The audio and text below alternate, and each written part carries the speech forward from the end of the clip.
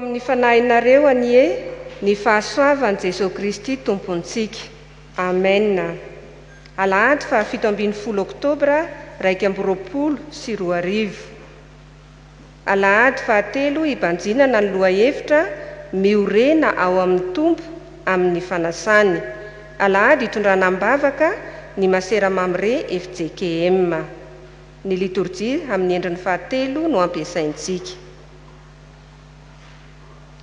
Isaotra sy hideran'Andriamanitra isika ry havana, iarahantsika mamaky ny Salamy 7:7, mitsangana ny fiangonana.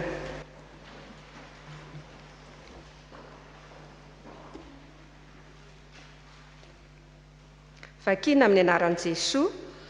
Mite ahafantanana ny firenena rehetra, miobio an'Andriamanitra, fa Jehova no avo indrindra ka tokony atahorana. Mpanjaka lehibe ambony tany rehetra izy, mandresy firenena maro izy no ambanintsika, ary firenena samihafa no ambany ny tongotsika. Mifidy ny lovantsika ho antsika izy, teny an-tonahitra Jakoba izay finy. Efa niakatra tamin'ny fiompiana Andriamanitra, Jehova niakatra tamin'ny fitsofana ny andrimara. Mankalazana n'Andriamanitra, eny mankalazana. Mankalazana ny mpanjakantsika, eny mankalazana. Fa mpanjaka amin'ny tany rehetra Andriamanitra, mahaiza mankalaza tsara ianareo. Andriamanitra manjaka amin'ny firenena samihafa, Andriamanitra mipetraka eo ambony sezam-piandrianany masina. Mankalazaka amin'ny firenena samihafa miangona, olon'Andriamanitra Abrahama, fa an'Andriamanitra lehibe amin'ny tany, avo indrindra izy. Amen.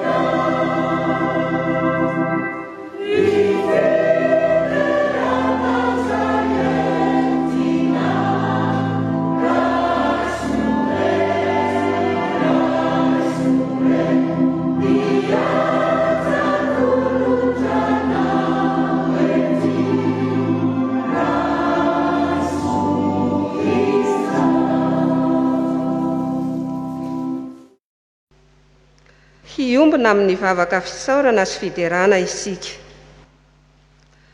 Misaotranao, mideranao, mankalazanao izahay ry Andriamanitra Tompo mpanjaka anay eo.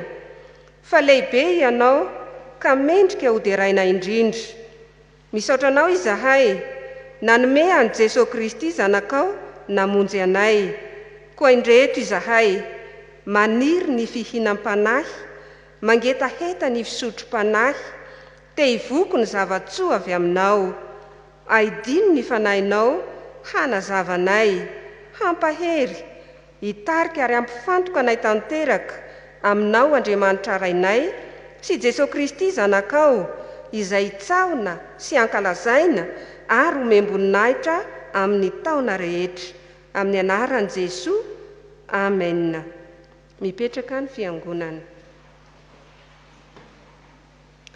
Izao sika ry havana dia tonga eo amin'ny fotoana ankalazana ny tenin'Andriamanitra. Anomboantsika izany ny fotoana ho an'ny ankizy sy ny tanora.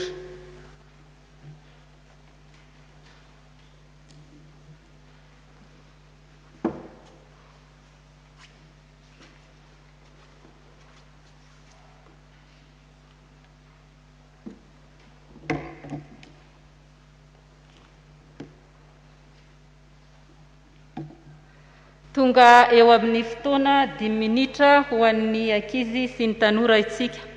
Dia hiara hitsangana zany ny ankizy rehetra hivavaka isika.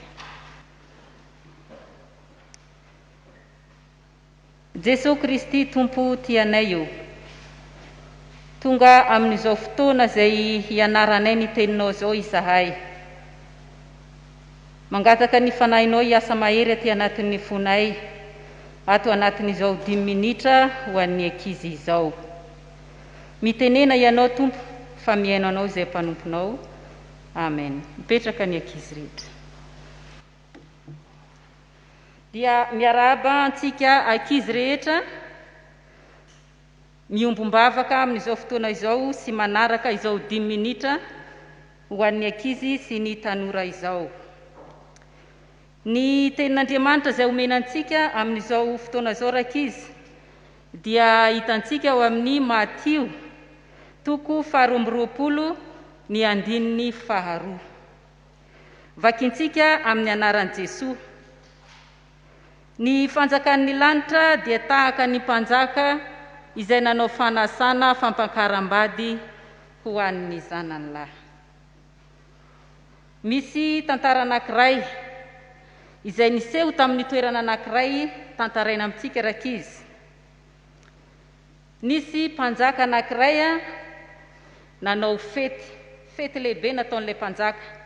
Dia nanasa olona maro ao amin'izany fanasana zany ny mpanjaka. Tamin'ity fotoana fanasana ty ny mpanjaka no misafidy ny lokon'ny akanjo hoentina mamonjy izany fanasana izany. Ny teny tamin'ity manam-boninahitra anankiray ny mpanjaka. Ny akanjo anaovanareo amin'io fotoana io dia miloko manga. Dia naheno zany ny vadin'ny manam-boninahitra iray ka tsy nanaiky zany izy. Fa ny loko tiny dia loko maitso. Dia hoy izy hoe zandray ny akanjo anao, zandray tsy tian'izany loko manga zany, fa ny dia maitso no anaovako. Dia tonga ny fety, dia tonga daholo ny olona nasaina nandeha namonjy ilay fety. Dia tena faly daholo ny vahoaka rehetrarehetra tao anatin'ilay toerana. Dia niditra ny mpanjaka rehefa nanomboka ilay fety. Faly daholo ny olona, nitehatehaka ny olona, nihira ny olona sady niorakoraka rehefa niditra ny mpanjaka. Tamin'ny fotoana io rakizy dia nisakafo, nianjera tamin'ny gorodona teo. Dia naloto ilay gorodona. Dia nijery ny mpanjaka, nijery ny olona rehetrarehetra. Dia nahita vehivavy anankiray izy niaraka tery amin'ny manam-boninahitra tery manao akanjo maitso. Dia tezitra ny mpanjaka dia lasa izy nankeny amin'ilay vehivavy. Dia hozy izy hoe fa maninona eto ianao? Dia lasa hozy izy ianao mandeha manadio ry gorodona ry. Dia nisintomin'ilay mpanjaka ilay madama dia natosiny teo amin'ilay gorodona, nasainy manadio ilay toerana. Ka rakizy ilay lokon'ilay akanjon'ilay madama io dia lokon'ny akanjon'ny olona manadio sy mikarakara an'io fety io fa tsy ny olona mipetraka isakafo. Dia ny lesona omenantsika ao anatin'izany rakizy mahaiza isika manaraka tsara ny fandaminana izay apetraka. Isika ihany koa mahaiza mankatoa any Dada sy Neny, mankatoa any Jesosy Kristy, mankatoa ny tenin'Andriamanitra. Rehefa tonga ny fotoana hoe andeha hianatra ny tenin'Andriamanitra dia mandeha isika. Rehefa tenenina hoe aza maditra isika dia tokony hiova amin'izany, hiala amin'izany isika. Fa ny olona tahaka izany tsy avelan'i Jesosy Kristy miditra ao amin'ilay fanasam-be. Fa ny olona manaiky ny toro-hevitra rehetra apetraky ny Tompo, izany no miditra ao amin'ny fanasana. Andeha iverenantsika vakiana ilay tenin'Andriamanitra teo. ny fanjakan'ny lanitra dia tahaka ny mpanjaka izay nanao fanasana fampakaram-bady ho an'ny zanany lahy. Ho an'Andriamanitra rery ny voninahitra. Amen. Ivavaka isika. Saoranao izay Andriamanitra, raha omenao izao fotoana izao hamakiana ny teninao. Mangataka ny fananao masina izahay Jesosy mba hitarika ireo mpanomponao izay hamaky ny teninao sy ny mpanomponao izay hitondra ny hafatrao aminay. Mangataka ny fananao masina hatrany koa izahay Jesosy mba hanokatra ny fonay sy ny sainay, mba hahatonga anay ho mpiaino mpakatoa ka anaiky ny herin'ny teninao hanova ny fiainanay andeha araka ny sitraponao. Amin'ny anaranao Jesosy Kristy no angatana izany. Amen.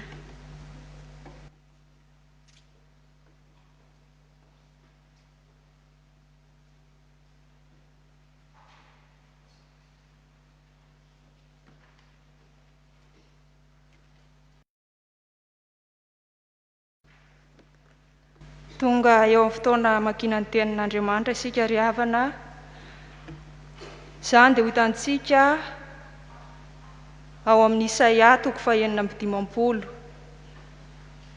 Isaia 4:5, andininy 9 ka hatramin'ny 9. Vakiana amin'ny anaran'i Jesosy. Ary ny hafa firenena izay efa manaiky ho an'i Jehovah mba hanompo azy, sy ho tia ny anaran'i Jehovah mba ho mpanompony, dia izay rehetra mitandrina ny sabata ka tsy manao azy ho tsy masina sady mitana ny fanekeko, dia ho entiko ho any atendrombohitro masina ka mpifaliako ao an-tranoko fivavahana. Ny fanatitra dorany sy ny fanatitra hafalatsadra dia ankasitrahana eo ambonin'ny alitarako, fa ny tranoko atao hoe trano fivavahana ho an'ny firenena rehetra. Izao no lazain'i Jehovah Tompo, izay mamory ny Israely voaroka, mbola hamory ny sasany koa eo aminy aho, hanampy izay efa voavory eo aminy.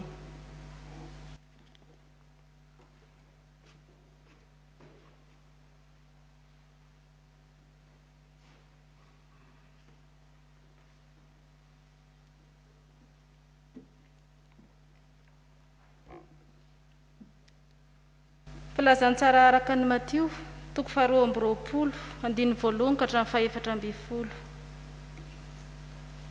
Ary Jesosy namaly dia nilaza fanoharana taminy indray ka nanao hoe: ny fanjakan'ny lanitra dia tahaka ny mpanjaka izay nanao fanasana fampakaram-bady ho an'ny zanany lahy.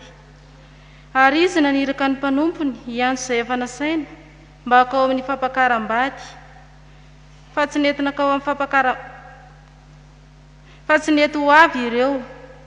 Dia naniraka mpanompo hafa koa indray izy ka nanao hoe: lazao amin'izay efa nasaina hoe: indro efa voavoatra ny nahandroko, efa vonona ny ombiko sy ny nafahiko, ka efa voavoatra avokoa ny zavatra rehetra.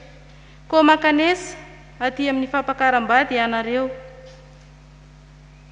Nefa tsy nahoany akory izany, fa samy nandeha izy, ny anankiray ho amin'ny sahany, ary ny anankiray ho amin'ny variny. Ary ny sisa ny sambotra ny mpanompo dia nisetrasetra taminy ka namono azy. Ary tesitra ilay mpanjaka ka naniraka ny miaramilany, dia nandringana izany mpamono olona izany sady nandoro ny tanànany. Dia hoy izy tamin'ny mpanompony: efa voatra ny fampakaram-bady, fa izay nasaina no tsy mendrika. Koa makanesa ianareo any amin'ny sampanandalana, ary izay hitanareo dia asao ho amin'ny fampakaram-bady. Dia nivoaka ho any amin'ny lalana ireny mpanompo ireny, ka namory izay rehetra hitany, na ratsy na tsara, ary dia feno mpihinana ny fampakaram-bady. Ary noho nefa niditra ny mpanjaka izany mpihinana, dia nahita lehilahy anankiray izay tsy niakanjo ny akanjo fitondra amin'ny fampakaram-bady.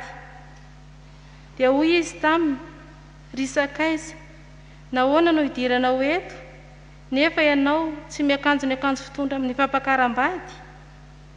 Dia sina izy. Ary dia hoy ny mpanjaka tamin'ny mpanompony, afatory ny tongony aman-tanany, dia rio any amin'ny maizina any ivelany izy, any no isy ny fitaomaniana sy ny fikotroan'ify. Fa maro no antsoiny, nefa vitsy no fidiana.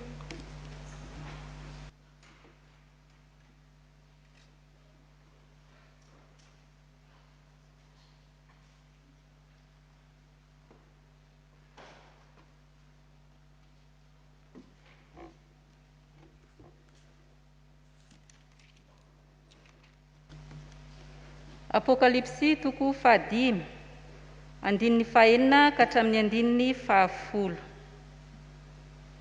Ary hitako fa indro teo afovoan'ny seza fiandrianana sy ny zava-manan'aina 4, ary teo afovoan'ny loha olona dia nisy zanak'ondry nitsangana tahaka ny efa voavono. Nanatandroka 7 sy maso 7, dia ny fanahy 7 n'Andriamanitra nirahana akany amin'ny tany rehetra. Ary tonga izy ka nandray ny boky teo an-tanana ankavanan'ilay nipetraka teo ambonin'ny seza fiandrianana. Ary rehefa nandray ny boky izy, ny zava-manan'aina 4 sy ny loha olona 420 dia niankohoka teo anatrehan'ny zanak'ondry, sady samy nanana ny lokanga sy ny lovia volamena feno ditika azo manitra izy, dia vavaka ataon'ny olona masina izany.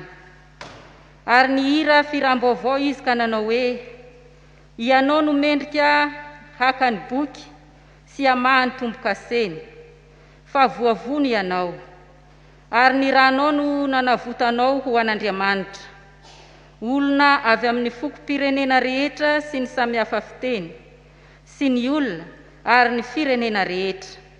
Ary efa nataonao fanjakana sy mpisorona ho an'Andriamanitra ireo. Ary manjaka ambonin'ny tany izy. Amen. Ray masino manamasina ilay amin'ny fahamarinana ny teninao no Amen.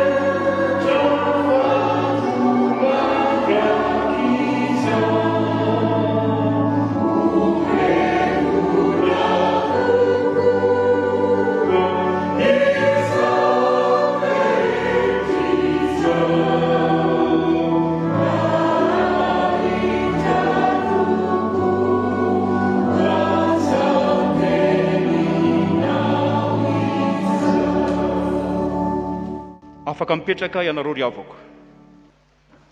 Ravina malala ao amin'ny tompo ho aminareo rehetra, malala an'Andriamanitra sady voantso no masina ho aminareo ny riavana, ny fahasoavana sy ny fiadanana avy amin'Andriamanitra sy Jesosy Kristy tompontsika.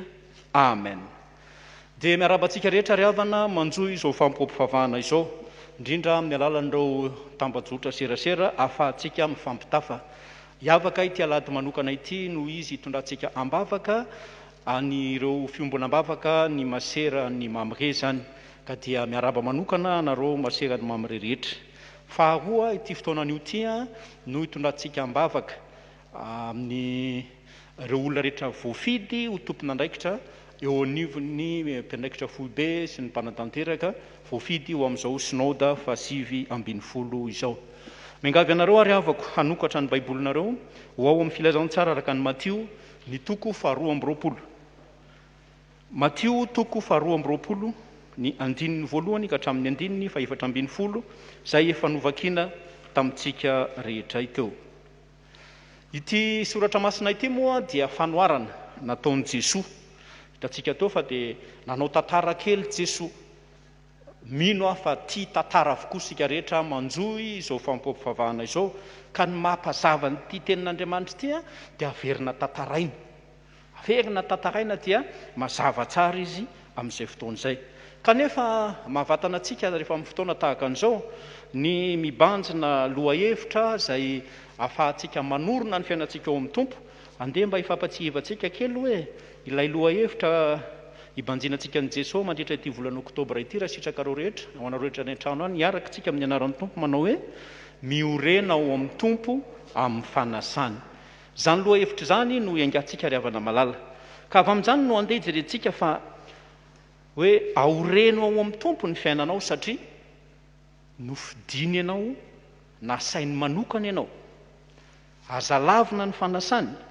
Fahatelo farany atovy izay amendrika anao. Averiko miorena ao amin'ny tompo amin'ny fanasany satria nofidiny manokana ianao na sainy manokana ianao. Izay ny voalohany. Ny faharoa azalavina ny fanasany. Ny fahatelo atovy izay amendrika anao.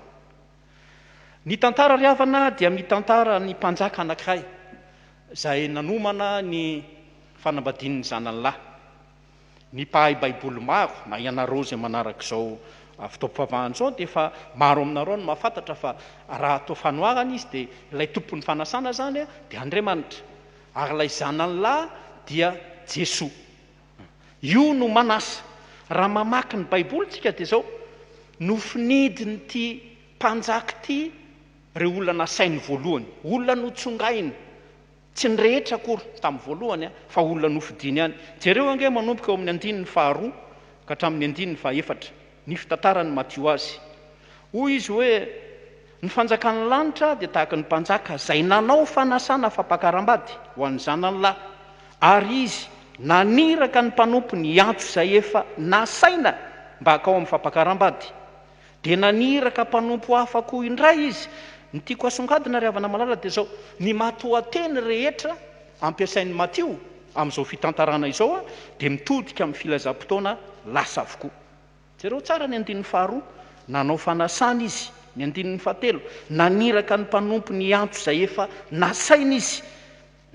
Amin'ny andininy manaraka eo dia hoe lazao amin'izay efa nasaina hoe, zany hoe efa voafaritra ity mpanjaka ity mialoha izay olona rehetra asaina amin'ity fetin'ny fampakaram-badiny zanany lahy ity.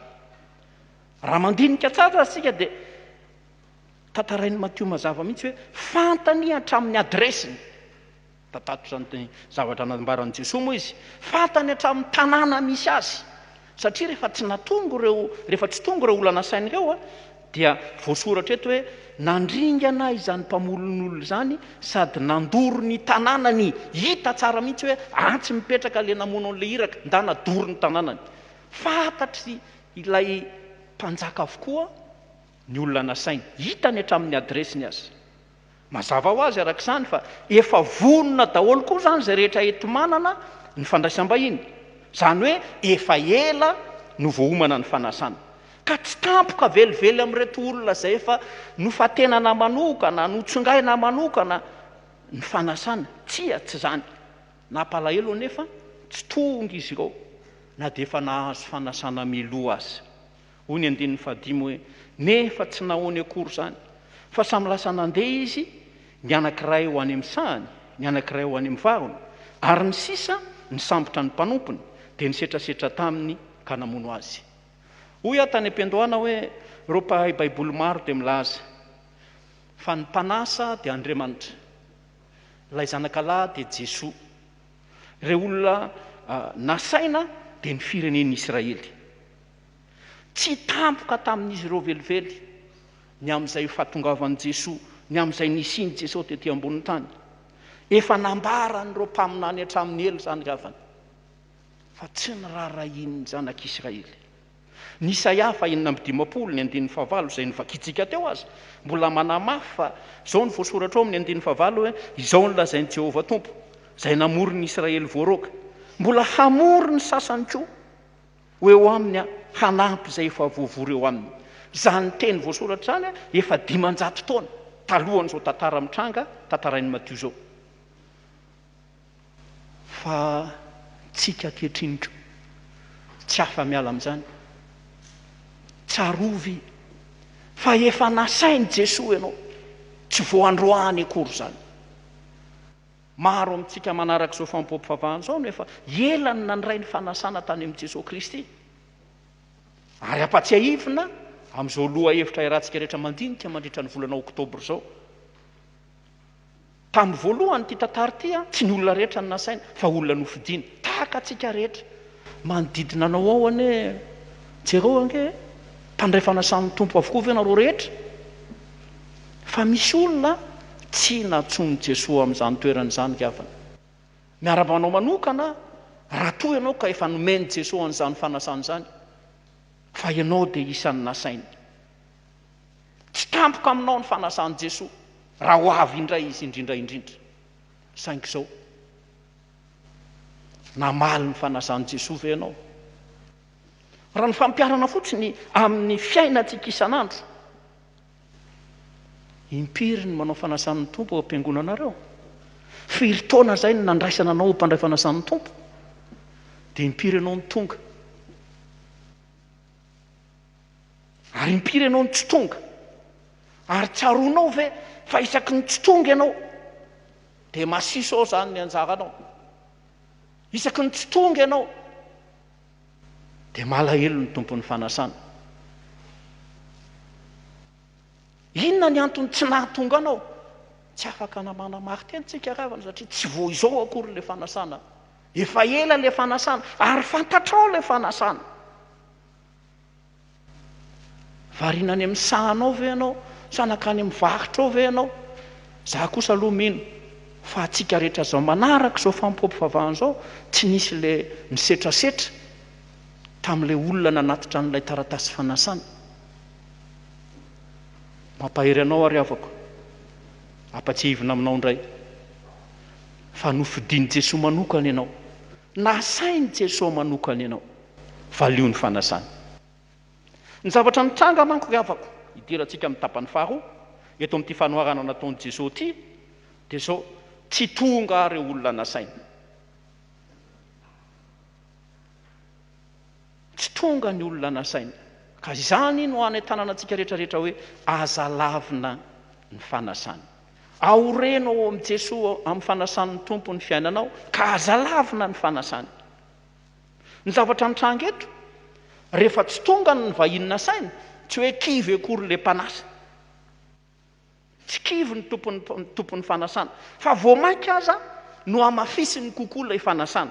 Hoy ny andinin'ny fahaefatra: dia naniraka mpanompo hafa koa indray izy ka nanao hoe, lazao amin'izay fanasaina hoe, indro efa voavoatra ny nandroko, efa voavony ny omboko izay sy ny nafahako, ka efa voavoatra avokoa ny rehetra, ko mankanesa aty amin'ny fampakaram-bady ianareo.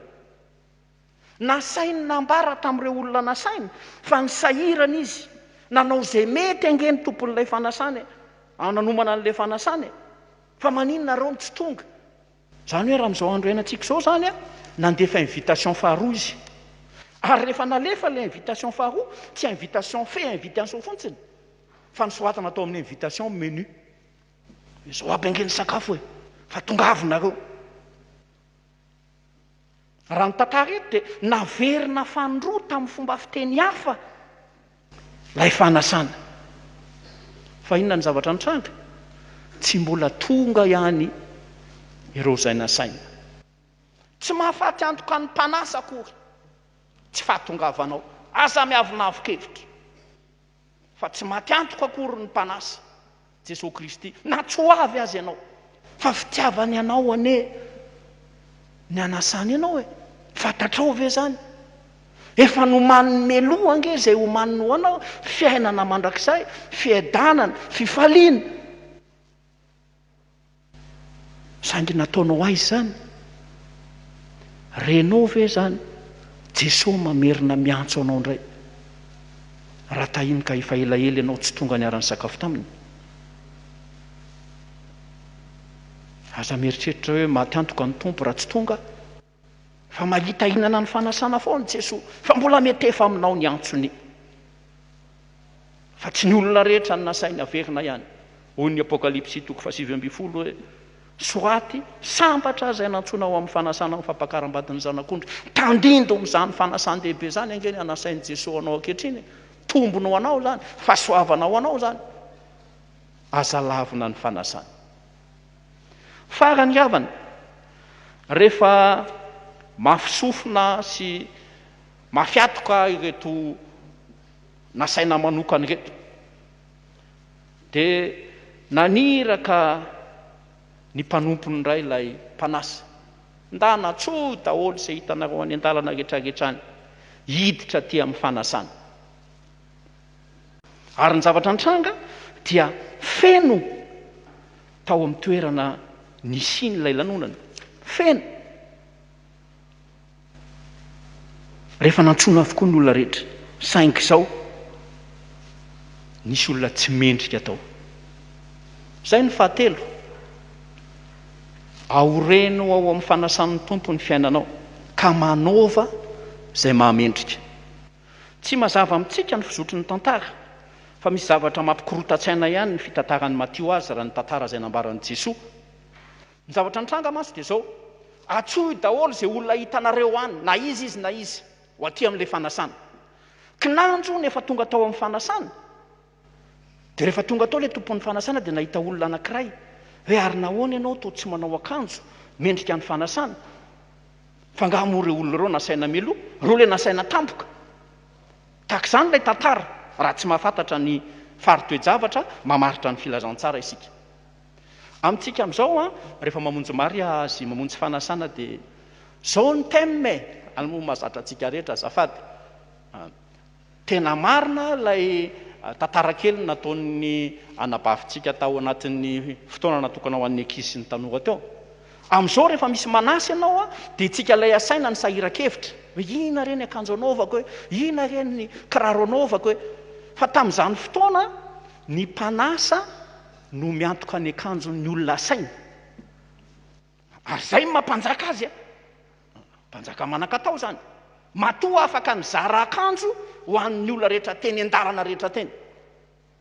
Manamarina an'izany rehefa nanontaniana ange ilay olona, raha ohatra ka nitombona ilay fanontaniana hoe fa nahoana moa ianao, inona no idiranao eto nefa ianao tsy manao akanjo fitondra amin'ny fampakaram-bady. Dia raha ohatra ny fiheverantsika azy dia afaka namaly ilay olona hoe ka ianao nge zao dia zao vao nanasa vao teo nge ny fanasanao no azoko e. Fa efa nomena an'ilay akanjo izy saingy tsy nanaovany. Taratritsika izany hitanareo ny tantaran'ny zanak'Adala. Rehefa niverina ilay zanak'Adala hiverina ao amin'ilay rainy dia natao inona izy? Nomena fitafiana vaovao izy. Tahaka an'izany. Ka nomena fitafiana ty olona ty saingy tsy nanaovan'ilay izy. Fa tsy hoe mijery ivelany akoran'Andriamanitra. Sina izy. Hoy ny soratra masina. Ry havako malala, tsy mijery ivelany akoran'Andriamanitra. Fa teny eo amin'ny soratra masina zany, raha mamaky ny taratasy ho an'ny Romanina 7:20, ny andininy 4:20 isika, dia zany ny voasoratra ao. Hitafio Jesosy Kristy tompo, ary aza mia amin'ny nofo atateraka ny filany. Ny famendrehany zany fitafianan'i Jesosy zany dia mandrakotra ny maiziny tena an'i Jesosy Kristy. Ianao efa nomeny Jesosy an'izany fitafiana zany. Nataonao aiza? Tsy ravoravona tetina akory ny fiarahana amin'i Jesosy, fa ety miaina isan'andro zany.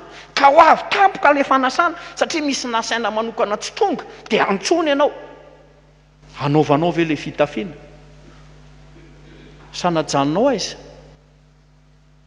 Ataovy izay mahamendrika. Zany mitafy an'i Jesosy zany dia maneho an'i Jesosy velona ao anatinao. Amin'ny fiainana isan'andro tsy ampozinao ny iraka manaraka indray hiantso anao amin'ny fanasana. Ataovy izay mahamendrika. Anampy anao anie ny fanahy masina hivelomanao an'izany sitrapon'Andriamanitra zany. Aorenao amin'ny tompo ny fiainanao. Amin'ny fanasan'ny tompo indrindrandrindra mampatsiahany zany fitiavan'i Jesosy anao zany satria nofinidiny nasainy manokana ianao. Azalavina ny fanasany, ataovy izay mahamendrika. dia hiariary amin'izay velomanao isan'andro ny fahatsaran'Andriamanitra. Zany no sitrapon'ny tompo nambarany tamintsika rehetra, sika rehetra kosa andeha hiaraka hiteny hoe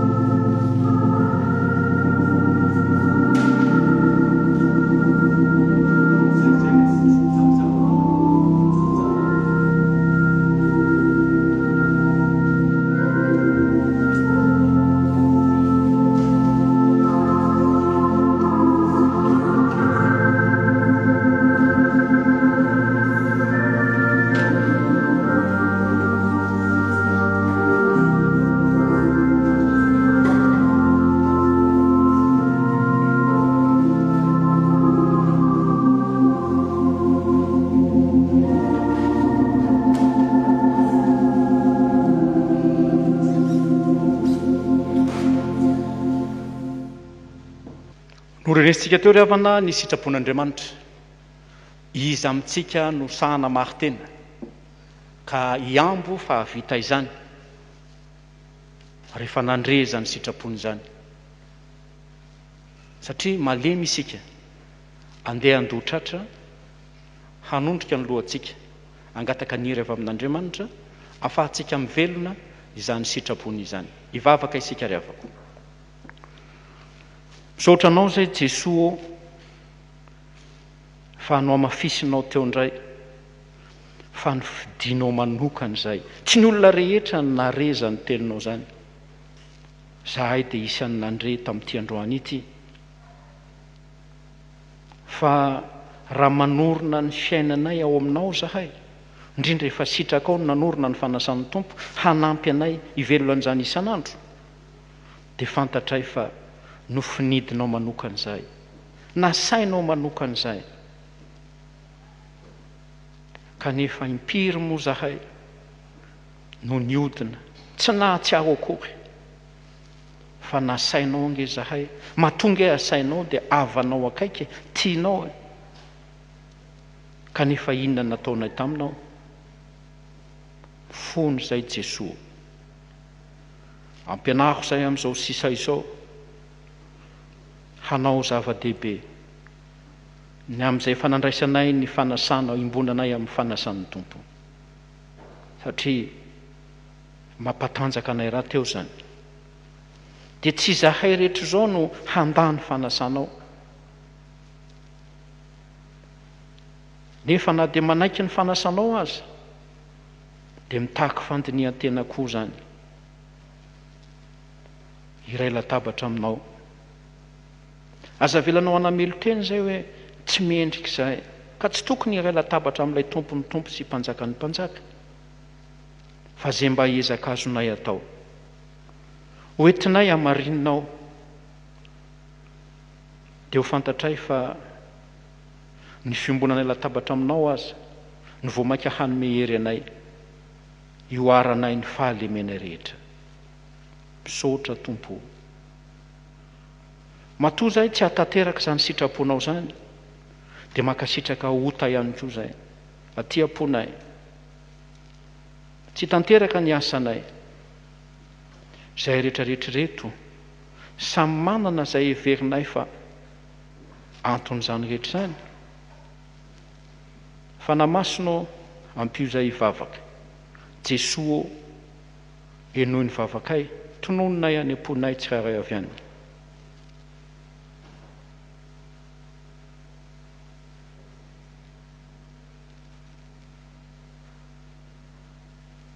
saotranao izay Jesoa ka mino sy matoky izahay fa manomboko izao dia ho tantananao ka ho lehilahy lehibe sy vehivavy lehibe mahatratra ny ohatra ny fahafianoan'i Jesosy Kristy tomponay noho ianao mamindra fo. Amin'ny anaranao raha teo ny vavanay tahaka izany. Saotra Tompo. Amen.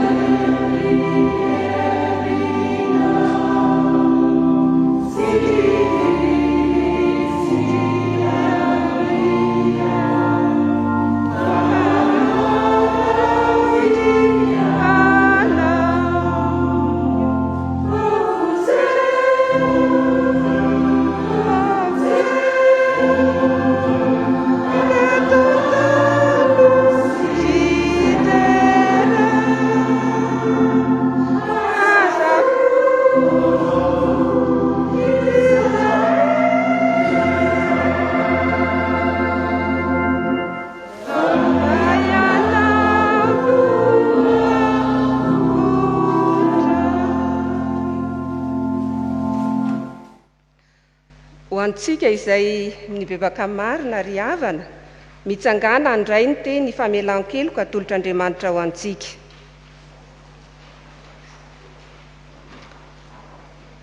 Hoy ny Tompo, avy ianareo izay notahin'ny raiko, mandova ny fanjakana izay voavoatra ho anareo hatrizay nanorenana izao tontolo izao, mba handehananareo mendrika an'Andriamanitra izay miantso anareo ho amin'ny fanjakany sy ny voninainy.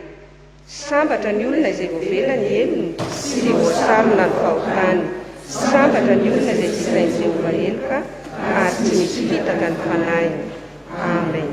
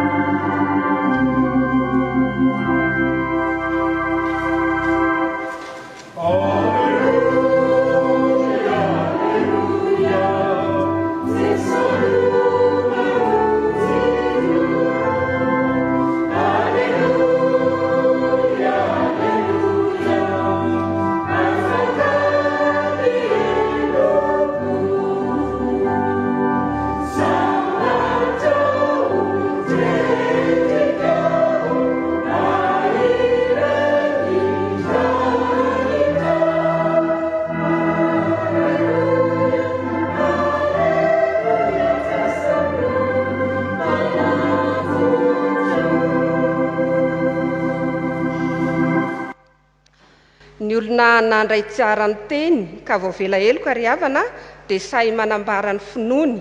Andeha isika iombona amin'ny fanekem-pinoana apôstôlika izay iombona antsika amin'ny kristianina maneran-tany. Mino an'Andriamanitra Raisoa mpanao sy ny tany ary mino amin'i Jesosy Kristy zanany tokana tompontsika izay nitolotoloina tamin'ny fanahy masina natena tonga ny firijiny ny zanany manakaka itomponaka nombona tamin'ny azo fijaliana maty ka nalevina midina tamin'ny fiainantsika mitsanga tamay tamin'ny amin'ny fahatelo miaraka ambany an-danitra miretraka vavan'Andriamanitra Raisoa avy aminy ireny tsapa velona sy ny maty mino fanahy masina fiangonana masina manela izao tontolo izao ny fiangonana ny olona masina ny famelan-keloka ny fitsarana tena maty ary ny fiainana mandrakizay. Amen. zao sika ry havana dia tonga eo amin'ny asa vavolombelona andeha isika navao ny fanoloratenantsika amin'ny alalan'ny fanatitra ao anatin'izany ano anaovan'ny antsa ny zara-fanompony.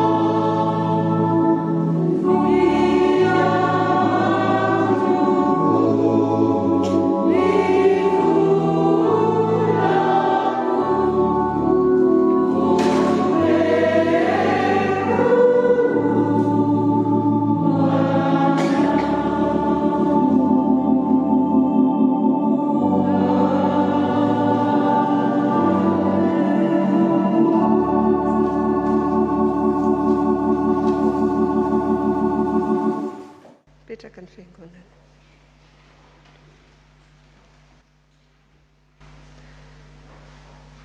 Izao sika ry havana dia iombona amin'ny vavaka fangatahana. Vavaka sika. Andriamanitra rainay io, rainay amin'ny alalan'i Jesosy Kristy, tompo sy mpamonjy anay. Misaotra anao izahay ny amin'ny fahatanterahany izao fotoana izao. Misaotra anao noho ny amin'ny teninao, fa tena tia anay tokoa ianao, koa ny herin'ny teninao anie hanova ny fiainanay. Mivavaka izahay ho an'ny fiangonan'i Jesosy Kristy eto Madagasikara. Misaotra anao amin'ny hitehirizanao sy fitondranao ny fiainan'ny fiangonanao. Mivavaka izahay ho an'ny filoha Irako Andriamahasoami sy ny birao mpiara-miasa aminy. Mivavaka ho an'ny mpiandraikitra foibe tsirairay avy, izay manatanteraka ny fivoriany voalohany amin'ity taom-piasana ity. Jesosy Kristy aoka ny saina izay tao aminao ho ao amin'izy ireo koa. Mivavaka izahay ho an'ny président synodaly, ny mpitandrina sy ny katekista délégué. Kristy ari-tsay eo aminy ny fanahinao. Mivavaka ho an'ny FFPM, FFKM sy ny fiangonana kristianina rehetra eto Madagasikara sy maneran-tany. Ho fitaovana mahomby eo am-pelatanan'Andriamanitra hanavaozany ny voary manontolo anie ny fiangonany. Jesosy Tompo mitondra eo amin'ny fahazavanao izahay ny fiainan'ny firenenay. Mivavaka ho an'ny mpitondra, ny vahoaka manontolo. Jereo amin'indra fonao Jesosy ny marary, ny sahirana, ny voafonja. Mivavaka izahay ho an'ny fandriam-pahalemana manerana izao tontolo izao. Andriamanitra rainay mivavaka izahay ho an'ny masera Mamrevy JKM. Apetrakay eo am-pelatananao ny tompon'andraikitra, ny masera voatokana ary ireo andalam-piofanana. Jesosy zoky ampio izahay ho tafatoetra tsara amin'ny finoana, amin'ny famaliana ny antsonao isan'andro mandra-piavinao. Mangataka tanora izahay, tanora vanina sy vonina, hamaly ny antsonao ao amin'ny Mamre. Ny vavakay dia atambatray amin'ilay vavaka nampianarinao Jesosy zokinay, rainay izay any an-danitra. Ho amasinina neny anaranao, ho tonga neny fanjakanao, atao aneny sitraponao, ety an-tany tahaka ny any an-danitra. Eo anay an'io izay anona sahaza ao anay, mamelany elokay, tahaka ny namelanay izay meloka taminay, ary aza mitondra anay ho amin'ny fakam-panahy, fa manafahanay amin'ny ratsy. Nanao ny fanjakana sy ny hery, ary ny voninahitra mandrakizay. Amen. Hamarana izao fotoan'izao sahady isika ry havana, koa melohany ny anolorany ray aman-dreny mpitandrina ny tsodrano dia mbola natanteraka ny zara fanompony ny atokopira antsa nambavady mitafo.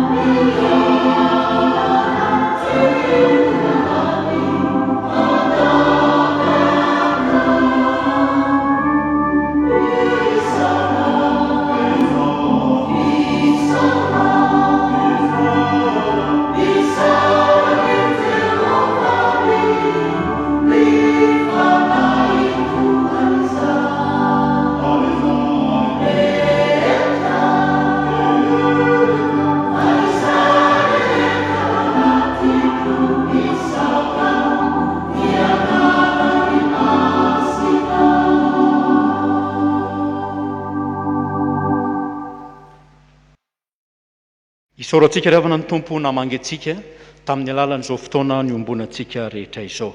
Mitsangana ankehitriny handray ny tsodrano hotononona amin'ny anaran'i Jesosy Kristy tompontsika. Ifampatsihivana ny afatra nentin'i Jesosy amintsika tamin'ity androany ity. Aorenao amin'ny tompo amin'ny fanasany ny fiainanao, fa sarobidy aminy ianao nasainy manokana azalavina ny fanasany ary manaova izay mahamendrika amin'izany fiombonanao amin'i Jesosy zany. Hainao ny anatanteraka izany, tsy andeha irery ianao fa tanterahany tompo aminao izao tsodrano izao. Iainanao anie Jehovah amin'ny andro fahoriana, hitondranao any amin'ny avo any anaran'Andriamanitra Jakoba. Atonga famonjena ho anao avy amin'ny fitoerana masina anie izy, ary anohana anao avy any Ziona. Hatsiaro ny fanatitra ho anao rehetra anie izy, araka sitraka ny fanatitra doranao. Hanome anao araka ny fonao anie izy, ary hatanteraka ny fisainanao rehetra. Ho tanterahan'i Jehovah anie ny angatahanao rehetra. Amen. Maza ho toerana gavako, isaorin'ny tompo namangentsika. Ho an'Andriamanitra akaiky any ny voninahitra, amin'ny anaran'ny Ray sy ny Zanaka ary ny fanahy masina